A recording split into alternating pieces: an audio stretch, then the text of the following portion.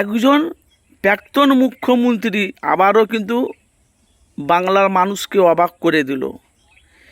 যেহেতু 21শে জুলাই আমরা দেখেছি কলকাতার বুকে অনেক বিরোধী দল তারা সভা করেছে, আপনারা জানেন, শহীদ মিনার স্মরণে। বাংলার হিন্দু, মুসলমান, দলি, আদিবাসী, খ্রিস্টান, ডোম, ম্যাথো, যত যা ধর্ম জাতি আছে ঐক্য হয়ে শহীদ মিনারের স্মরণে যায়। কিন্তু ভাই আমরা দেখলাম যে বাংলার জননেত্রীর জনপ্রিয়তা,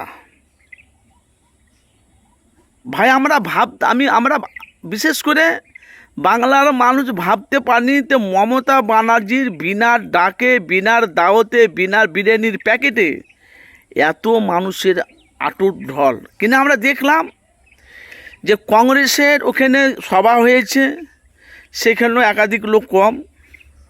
ককরোচ পার্টি মানে যারা সব দলগুলো মানে এসেছিল শহীদ মিনারের স্মরণে, একদম লোক কম। আর যিনি প্রাক্তন মুখ্যমন্ত্রী, যাকে যে 2011 থেকে 2025 পর্যন্ত যে মাননীয় মুখ্যমন্ত্রী যিনি ছিলেন, ভাই আমি কি বলবো, এত মানুষের ঢল।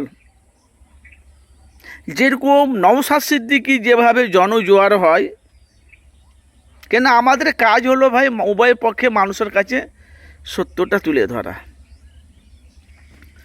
নওশাদ সিদ্দিকী যেভাবে জনসমুদ্র হয়, যেভাবে মানুষের ঢল হয়, তেমনই একটা প্রাক্তন মুখ্যমন্ত্রী মমতা ব্যানার্জি, যার বাংলাতে যার নিজস্ব একটা সিট নাই, মানে উনি নিজে কোন জায়গায় দাঁড়িয়ে সিট নেই, আর ওর দলের লোকরা দাঁড়িয়েছে, অনেক দলে ওনার দলের লোক অনেকজন, তারা এমএলএ বিধায়ক 19টা না 21 জন তারা চলে গেছে অন্য দলে, সেটা তাদের পার্সোনাল ব্যাপার।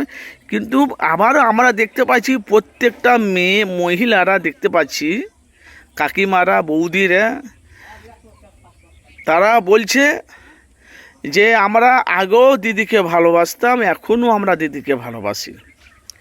আগামী দিনে মুখ্যমন্ত্রী মমতা ব্যানার্জি, যিনি এখন প্রাক্তন মুখ্যমন্ত্রী, আগামী দিনে আবার বাংলার মানুষ মমতাকে আবার ফিরিয়ে আনবে, সেটা একটা তার পার্সোনাল ব্যাপার। একে কাকে আনবে না আনবে সেটা বাংলার মানুষ সেটা সিদ্ধান্ত করবে। কিন্তু আমি একটা জিনিস মনে করছি ভাই, এত মানুষের ঢল, একদম কি বলবো, যেখানে সভাটা করেছিল উপচে পড়া মানুষের ঢল। আমরা ফেসবুকে, ইউটিউবে দেখলাম মানুষের একদম জমসুন্দর। তো ভাই সত্যি মমতা ব্যানার্জি যেখানে দাঁড়ায় সেখানে কিন্তু ভাই লাইন হয়ে যায়, যে ঠিক নওশাদ সিদ্দিকী ভাইজানের মতন।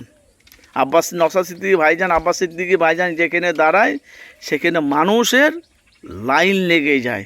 কিন্তু মুখ্যমন্ত্রী মমতা ব্যানার্জি ছিলেন, এখন প্রাক্তন মুখ্যমন্ত্রী, ওনাকে এখন মুখ্যমন্ত্রী বলা যাবে না, যেহেতু আমাদের পশ্চিমবাংলার নতুন অভিভাবক যেহেতু শুভেন্দু অধিকারী, উনি এখন আমাদের বাংলার পশ্চিমবাংলার আবেগ ভালোবাসার মানুষ শুভেন্দু অধিকারী।